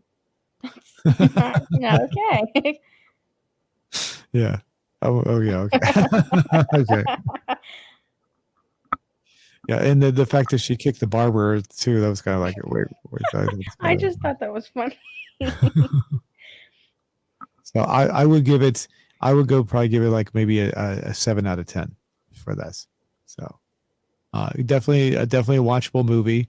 It did not lose my interest, but it's not something I would probably go out of my way to watch for sure. So, Right. and I do say that in a very honest way, because there are movies out there where it feels like a chore to sit through, and I'm like, oh, I can't wait for this to get over. No, it wasn't like that. I was actually, it was actually interesting, and it was just I wouldn't say it was outright enjoyable, but definitely interesting to watch from beginning to end. So. Yeah, I definitely feel like it's like there's always something happening. It's not there's never really a scene where it's just they could have left it out, you know? Hmm. That's something that I do like about it. So, if you had children, would you have your children watch this as well? Of course, they'd be forced to, whether they liked it or not. They're watching it. The I and up until this, until we decided to watch this, I don't think I'd ever heard of this character or this movie at all. So this is my first time ever experiencing this at all. So. Yeah, I didn't know that there were books about it until a couple years ago. Hmm. Um, but I know that she is a well-loved book character by like a community of people. I don't know like who or what, but I know that Eloise is uh who by the people who read the books growing up is very well loved because of how um how just fun and fabulous she is. Hmm. Who's the author? That wrote the It books? was, let I me have three see. writers here for the movie. I'm not sure which. I'll bring that up here so we can see that. Here it is. I'm not sure. It says Kate Thompson, Hilary Knight, and Elizabeth Chandler. I assume it's one of those three, maybe. Yeah, the authors for the book series are Kay Thompson and Hilary Knight. Oh, So, the first two. Oh, okay, gotcha. So Elizabeth Chandler is probably for the screenplay, I'm assuming. So, it's two different authors. Okay. Are these more like, are these like children's books with illustrations? I assume. yeah. Okay. Did you say you read them? I'm sorry, I forget what you said. Yeah, I know you said you only recently found out about them, but I mean, as far as like have you actually seen them? I don't think I've read them. I think I don't know. I feel like I've read a part of one. Um, but it looks here like everything is like the illustrations are Let's see. black and white and then pink and red. Black and white, pink and red. I'm gonna bring up some. Here we go. Yeah, if you look up just Eloise books on the images, yeah, There we go. you can see that Okay. they're Mostly black and white with just pink and red. Oh, it looks like she's like, oh, she looks a lot different than the character in the movie there. Well, she looks similar, obviously, but she's almost there. She looks, yeah. Her hair looks a lot different in there. So kind of stringy looking, almost bushy looking. There we go. So, all right. Okay. Well, I would definitely recommend it if you're looking for this kind of movie. I probably wouldn't recommend my family. My family would look at me like, why would you recommend that? That's one of the movies. But no, if you're definitely have kids for sure. And if you're interested in that kind of movie, then for sure. But otherwise, I would say probably not. So, Yeah, I agree. And if you're, I mean, like, especially if you're looking for a Christmas movie, because I know that there are not many, like, I don't know, like really good ones. I feel like this one's a pretty good Christmas movie. What else is there? Well, we did one we did last week, which is one of my favorites. I would consider that like a if you. Yeah. I mean, like, I'm just thinking there are so many Hallmark Christmas movies that are basically garbage, honestly.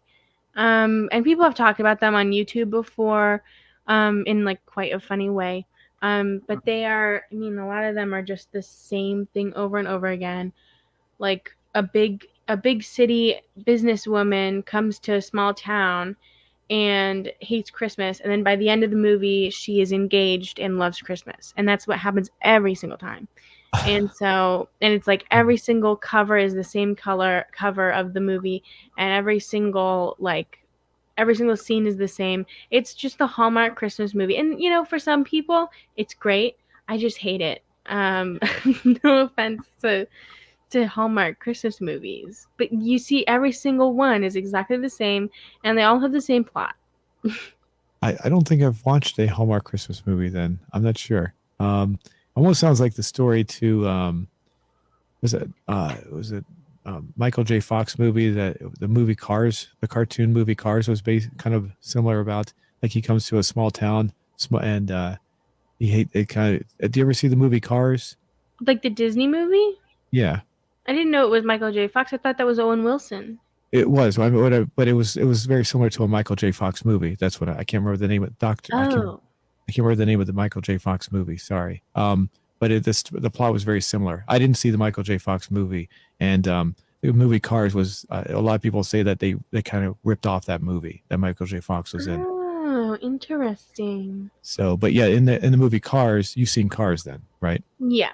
Okay, so it kind of sounds like that. Like he comes in, like, and the main character he's all like, I'm bigger, better than all you, and you're just a bunch of country hicks or something. And then by the end, it's not a Christmas movie, obviously, but by the end, he's like, and it loves the town, and he's changed his ways, kind of. Is it kind of like that? Yeah, it's basically the same thing. Okay. So, but with Christmas. Gotcha. I actually like Cars. That's one of my favorite movies. So I do like Cars as well. It's fun. Yeah, there's a lot of, since I'm also a car person, like I like cars in general. There's a lot of very inside jokes for car people that are in there too. So, I don't know if you know there are two. Did you ever see the sequels to the movies? Cars. Yeah, my favorite sequel is the spy one. Oh, really? Oh, that's interesting. Okay. Well, actually, that one wouldn't count because in the third movie, the two characters, the older rusty cars. You know who I'm talking about? They were like at the very beginning of the movie. I can't remember what they Rust-Oleum people, I think they were called. I can't remember what they were called. Rusties, that's it. Thank you. Rust-Oleum is a real brand name. That's what I was getting confused with. Anyway, the two guys that play those voices are actually two car guys in real life. You told me about that. Okay, Tom and Ray Miazzi, Click and Clack, yeah. So yeah. But yeah, so there's a lot of inside car jokes in that on all three of those movies. So if you're really into cars, you're gonna get if you're not into cars, you're not gonna get some of those. They're gonna go way over your head just because you're not into cars. So, but the fact that they're in the movies just really people know about cars, know about them. So it's like a tribute of sorts to have them in the movie. So. Alrighty. Well, let's go back. Oh, we can go back to our question here. Looks like we got a decent response so far. 132 votes. Good to know. Yes. Let me know about your shoe habits. I need to justify my purchases. How often do you buy new shoes? Overwhelmingly 53% with only if I really need a new pair, that would be Oh more. no. Buy more shoes, guys. Come on. 27% every time I see a pair I like. Let's see. What's the next one down? 12% with yearly. And it's interesting, yearly. Hmm. I wonder if that's like almost a fashion thing. Like is that what you meant when you put that in there? No, I just know that when I was growing up, I would get like the thing was when I would get new shoes was when I started school. That's when you get a new pair of shoes. So Yeah, but that's a little different though, because you're like still growing, so you're going to need new shoes more often because you're growing still, right? Is that what you? yeah, Uh, I mean, I haven't lived very long still, I'm only 20, so that's the main that's the biggest chunk of my life that I know, so that's probably just what I meant. okay. Yeah, because I can see that like every new year, the school year, but that's like it's because your parents are probably thinking, well, it's time to get this new school year, and we don't want to. The summer is we can let the shoes run out till the very end of summer, and then that way, we'll have new shoes for the beginning of the school year, and should last for most of the year. I would assume the school year, I guess. So, Yeah. and then hopefully, we'll outgrow them by the end of the year. So, our school year, that is. So, all right, 6% with about once every couple of months and 2% with other. And only one comment so far. And it says, I think there's a typo here. I think he says, I don't really wear shoes. So, or she, I can't tell. So it looks like hold on a second. Interesting. My magnifier up here. Oh, it's an anime. That's what that is. So I don't know I do not know what language that is at all. Sorry. I don't know what those characters mean. So That is cool. I've never seen that before in my life. yeah, There are so many languages. That's insane. it looks like the letter J at the very end. uh Make a backwards L. Yeah, so I'm not sure, but yeah, that's pretty cool. So don't really wear shoes. Well, do flip-flops count as shoes? Yeah, I would say like even house shoes because they're slippers. Those are shoes. Mm-hmm. The the I'm sorry, the what else is there? Because I remember I was reading a discussion at a forum one time, and I don't remember where I read this, and someone was saying that's why I brought up flip flops. They said if it's not shoes because you can see the feet. I think I think they're shoes if they well, first of all, if they're advertised in a shoe store, I've seen flip-flops in shoe stores. First of all, and secondly, if they protect the bottoms of your feet. I don't think it matters because if you're wearing wedge heels, sometimes you can see the foot. Or like if you're Yeah, like exactly. if you think about like Exactly. sandals, women's sandals, you can see Right. the foot. Yeah, That like doesn't this mean that a manufacturing. sandal isn't a shoe. Yeah, you can see your foot. That doesn't mean that it's not a shoe. So I I feel didn't like think. that logic is a little bit flawed. Yeah. So, but yeah, the but yeah, I can't think of I think I'm trying to think of anything else as far as I'm at a loss for what I was going to go with that, but so okay. Um, all right, so yeah, we can go. Anything else you'd like to say before we wrap everything up here? I don't think so. Just to say, I think I fall on this scale. I think I fall in between about every couple of months and yearly. I don't buy shoes often because I feel guilty if I buy them too often. Um, I probably buy a new pair of shoes once every 8 months ish. So the big question is, how many pairs of shoes do you own? Oh, let me see. Well, when the shoes on my shoe wall are on the other side. Let me see. I have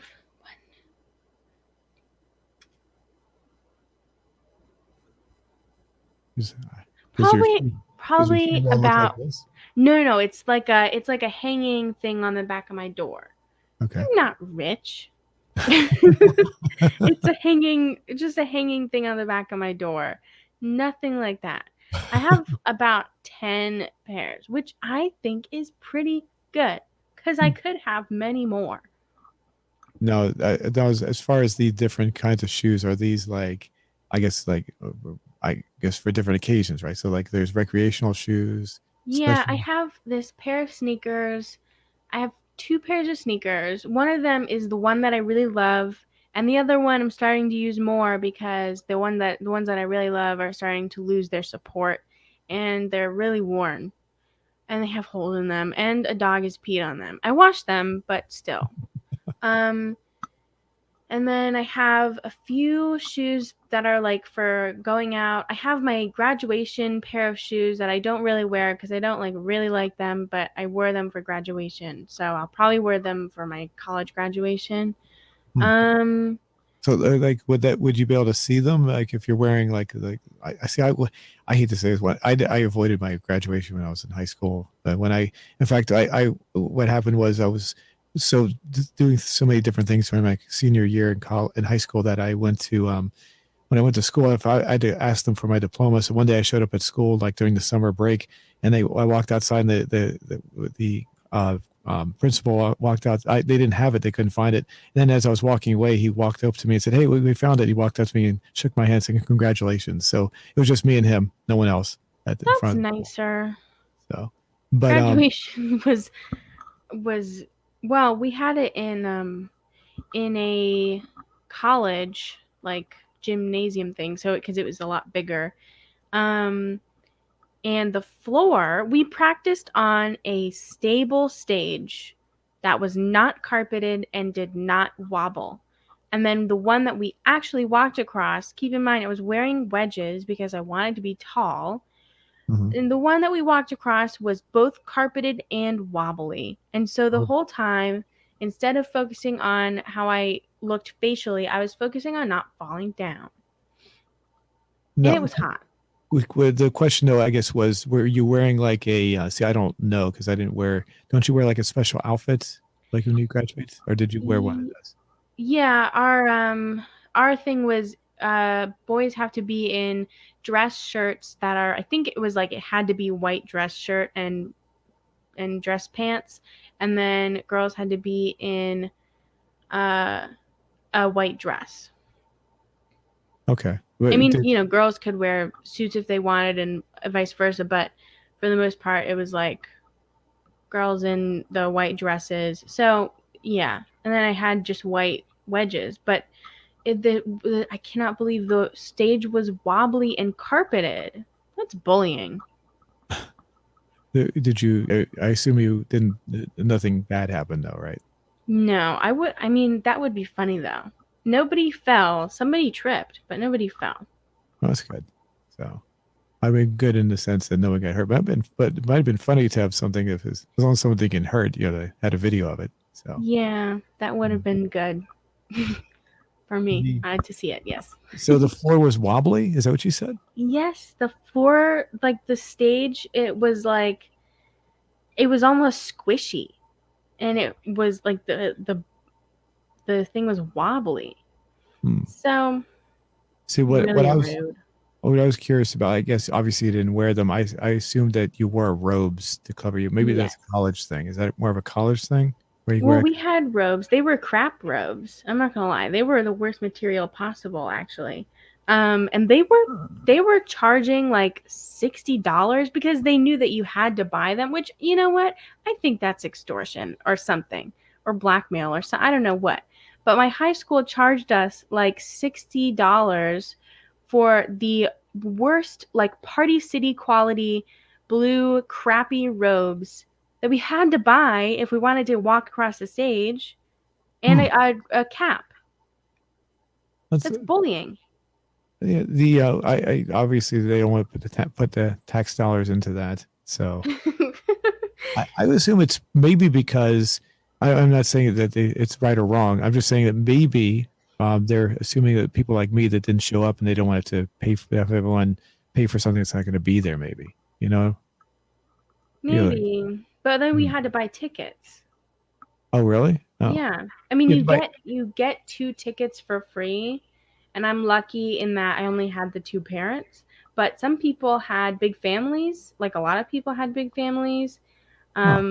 So you had to, and then every like extra ticket you had to buy, Wow, and it that's was like something like $25 for an extra ticket or something. So really wow. yeah, That's, getting expensive. It's getting expensive to be in public school at this point. wow. Is that when you were in Maryland? Yes. Oh, okay. Wow. Okay. That's like I said, I did attend my best friend's graduation. So I remember I didn't have to pay anything though. So um, it was more like in a small. It wasn't nowhere as elaborate sounding as what you had. It was just more in a smaller auditorium kind of a situation. If it was, it might not have even been an auditorium. I don't remember. So, but it didn't sound anywhere near as elaborate. They didn't put a lot of effort into it. So, Yeah, it was in, I don't know if you're familiar, but it was at the Mount St. Mary's College, University, or whatever. oh, okay. No, So I'm that not. might be why it was like stupid expensive, the whole Oh, yeah. production. Maybe they were, yeah, charging the school was maybe charging, right? I guess the not the Yeah, college was. maybe. So, all right. Okay. And the whole reason I even brought that up is because I was thinking, wouldn't the robes have covered your shoes anyway? Like you couldn't have seen them. But I guess you weren't were you wearing one or not? Yeah, we were wearing the robes over the dress and all that. And what I mean, like, they were truly Party City crappy because they did not even go to your feet. They went to your knees, basically. So Oh, it looked stupid and it was crappy material. I wouldn't be surprised if maybe they were afraid to go longer than your knees because they didn't want to like tripping and getting caught or something and falling over their, That's like true. stepping on their robe. I wouldn't be surprised if something like that. So, But I wouldn't it don't be exciting? Yes. know. Oh yeah. For a splash of drama, why not? So, Plus, I remember we had practice. It was like, I think it was twice a week for 3 weeks before graduation or something like that. It was a little oh, excessive, but we had to wow. practice walking in because there was like a specific order that everyone had to walk in, and then there was a specific way that everyone had to sit down, and we couldn't leave until we got it right every time. And then there was this, like, we would go up and practice walking and practice the timing of every, it was just ridiculously rehearsed. I'm not Wow. sure if every graduation is like that, but they probably did that because they wanted us not to have any mishaps, which is fair. Wow, that's interesting. I yeah, the no, the practice took place at a different location though, right? Your school, your high Yeah, school. it was in our gymnasium. So, Interesting. The yeah, I the but you said 3 weeks, so basically six rehearsals for twice a week for 3 weeks, right? yeah. Wow. And how long did each rehearsal last? Oh, it was like 4 hours. Oh my, really? Yeah. And we had to practice every single part of it every time. Oh yeah, I It wouldn't was have. really a lot.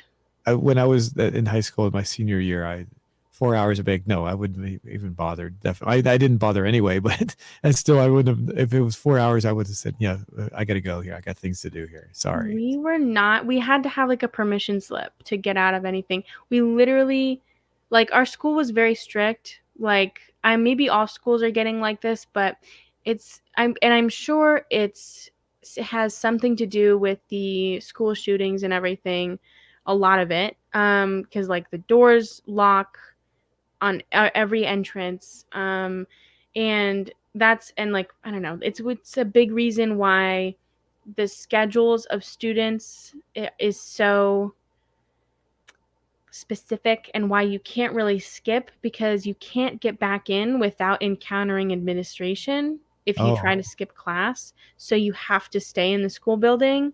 hmm. Not only that, but they also have like some sort of administration walking around, like if it's a teacher or like someone from the front desk or something, they have someone walking around all the time. So that's another thing that they were like stricter about. Like we didn't, I don't know. It wasn't like high school was like jail. It was truly like there were wardens and every door was locked from the outside. So if you wanted to go outside, you could not get back inside. And then you would be Wow. definitely found out that you tried to get out. So No, that's scary. Yeah, did you have like school resource officers like the police department in there? We had one sheriff, I think. Wow. I've heard about those. I always thought that was very scary to have a law enforcement person inside a school because they know the law and they know how to take advantage of people very easily and they can trick kids into like admitting to things really easily. They don't know about their rights with the attorneys and everything. So I always thought that was kind Yeah. of not a really good thing. I mean, it sounds like a good thing to protect the kids, but I don't know. It's at the same time it seems like it's a little excessive sometimes. I don't know. I Well, yeah. I mean, it was. I mean, I never really encountered them. You can just walk past them and pretend like you don't see them. That's what I did most of the time. Um, and for students that I don't know, they did like car searches and stuff every now and then. Cool. If they had like reason to suspect someone had vape or I don't know, weed or something. And then there was one time when it was actually beneficial. There was a student, I don't remember their name. I would not say their name, I don't think. Um, but this student was making threats to use firearms in the school against other students. So the police officer uh, kind of got that under control with the parents and the like other police forces. So that was one time when it was actually beneficial, and it's like definitely something that really happens nowadays, unfortunately. Hmm. Yeah, I've read. Well, I read news articles about this on a regular basis because I do news for a station. So I just it just seems so radically different from when I remember. Obviously, when I was going to school. So Yeah, it's gotten scarier. It really is like jail. Like you never know if somebody's gonna like shank you or something. It's scary. wow. Huh. Yeah, when I was Not going to, really, but like, it's getting closer to prison-esque experience for me anyway, or I for where I lived anyway. right when I was going to school, I could walk out. I could go up to the leave the school, and anytime I wanted to come back, there was no real stipulate. There was nothing there. I mean, I do remember I was driving for my senior year in school. I was driving to and from school because the school. What happened was my parents had split up, so I still wanted to finish my school at the same school. So I lived several miles away, so I had to drive to there because the county I lived in was still let me go to the same school, even though I didn't live within their district anymore because they made an exception for students if they wanted to do that. So, but I had to drive to school, which was a real, and I do remember there was a regular security type person. I don't remember what he was. It wasn't a police officer, but he would comment because I would always drive. I would drive two different cars, and what I do is I transfer the license plates to make it cheaper. I'd go down to the DMV and just swap them out. And he kept on making things. You can't drive the same car with the same license plate on two different cars. And trying to explain to him that I'd legally done it, transferred them over, it didn't seem to go. He just wanted, and he just kept on making a comment like I was doing something illegal when I wasn't. So, Right. but but that's all I Wow. remember. I don't remember leaving. The only reason I'm bringing that up is because that's the only time I remember seeing any kind of security personnel at all. So, and he wouldn't say anything if I went out to my car, drive nothing. It would just keep on, no, he wouldn't say anything. It's like if I wanted to leave, I could leave. Nothing. So, Jeez. In my school, you had to have a hall pass to get around. It's actually kind of funny. One of my history teachers in, I think it was my freshman year of high school or maybe middle school, I don't know. He had a hubcap as the hall pass, like a real like a big hubcap as the hall pass. He was a history teacher. He was fun, so that's fun. But yeah, you had to have a hall pass most of the time, or you had to have like a reason to be out of class. And you could say you were going to the bathroom, but if they saw you too often, they would get suspicious. Um, and then there was also like you could not leave. All the doors were locked, and the way that you could get back in, you had to use an intercom and say your like student name and number to get in. Um, you name a number, really? Oh, yes, wow. yeah, the students had numbers. Did you have ID cards or anything too, or? We did. Oh, wow. And then we also like all the windows were double paned and you couldn't open them. So, Oh, wow. and the gym was really hot because of that. It smelled awful, and it was really hot because we couldn't open you couldn't open the windows. So Wow. that was annoying. Oh, but I can show you something real quick. Here's where I graduated. I got my diploma. Whoops, if I can bring it. There it goes. There, I was standing right here. So Oh, Robinson Secondary School. That's the school I went to. So you can see. No, that's not my school right there. So we walked out. The principal walked out. I was walking out this steps here. The parking lot is behind. Like, let's see if I can show you. Yeah, here it is. Like here's from a distance the same thing. So my car was parked in this parking lot, and I was walking out back to my car. It was the middle of summer, and the principal stopped me on the way out and said, "Oh, we found your diploma," and he shook my hands and congratulations. It's just me and him. So wow, things were very relaxed then. That's fun. That sounds fun. yeah, it looks looking at the school, it doesn't look like it's changed very much. But then again, I haven't been there for a while, so who knows? So, but Right.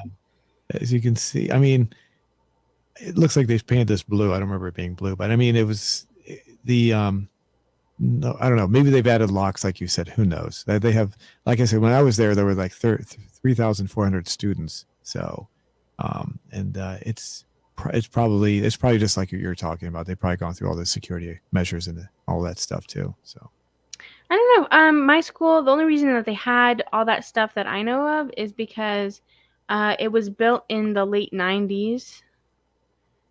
So it was like a newer thing, and they could have all those extra things. oh really? Oh, okay. Yeah.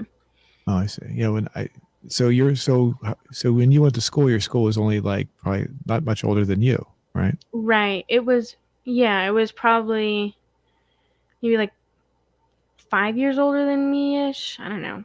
Oh, okay. Not too bad. So But in that time, they had already had a few school shooter threats. So definitely the security is worth it oh, wow. And and needed. that was in Urbana? Yeah. Wow. That's It's interesting. I didn't know. happening everywhere. It's terrifying. It's a real issue that I'm quite passionate about. It makes school, which is supposed to be a safe place for kids to learn, it makes it a scary place for kids to be. Yeah. And, I know that that's been happening in other countries for much longer than in the US, and it's just very unfair in every situation.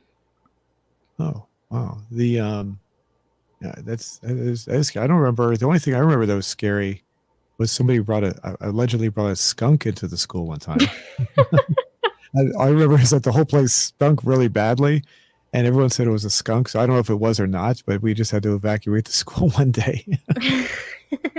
Yeah, I think that there was a gas leak one time that smelled like a skunk in our school that they had to evacuate only one of the wings. So, And other than that, yeah, it was wow. I guess it's probably yeah. I don't ever remember anything that bad. I remember some bullies when I first started going there, but that kind of balanced out as I got older. The bullying wasn't as bad, but that's the extent of it. So uh, right.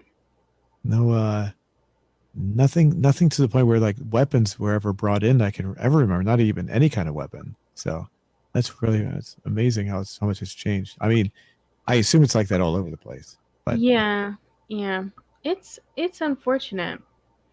But a fun story to end the podcast on is quick. One time for Halloween, while I think I was a sophomore, quite frankly, one idiot senior decided to dress up as Batman and jumped from, because it was a 2-story school, and they jumped from, and we had it was like a main staircase that it goes up and then it splits off to two sides, and then there's like a balcony on the top floor, if that makes sense, where you can look over a railing and see down, if that makes sense. And this senior dressed up as Batman jumped from the top balcony down to the bottom floor and broke his heels. So oh, that was fun. That was funny to hear about. Everyone was amused. except for him, I'm sure. Except for him. That is one time when the sheriff had to, see what was going on. Was he okay? I mean, how bad did he have to? Was he able to walk at all after that? Did he have to move in a wheelchair? How did he get around after that? I'm not sure. I just think he went to the hospital to get fixed up, and I'm sure he bounced back. Sounds like it. I mean, it just seems like he seemed like one of those people that always do stupid things, you know? I gotta tell you. Okay, you got your story. I gotta tell you my story now. Sorry, Okay. we gotta stay a little further now. The when we the physical, the PE classes, they had the girls' gym lockers and the boys' gym lockers. Okay, then they, like your school, mine was kind of a 2-story thing. Like it was a big school, so like sections of it were 2 stories, other parts were not. But the girls' lockers were on the upper level. Like when you walked in, all the boys and girls walked through the same, but then the girls walked up and the boys walked down. So, and boys, I don't know if I don't think girls do this, but boys do this a lot. While they're walking downstairs, they like to take their hand and touch the ceiling as they're going downstairs a lot for some reason. It's just a thing people like to do. Boys like to do. Do girls like to do that? Sometimes I feel like it's fun to be able to reach a ceiling, but Okay. I do know what you're talking about. It's more of like a guy thing for some reason.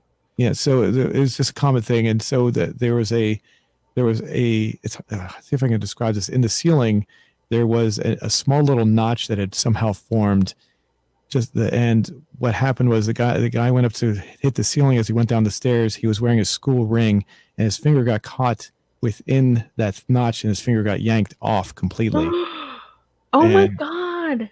so it was big, obviously big news throughout the whole school when he did that. So That's was so gross.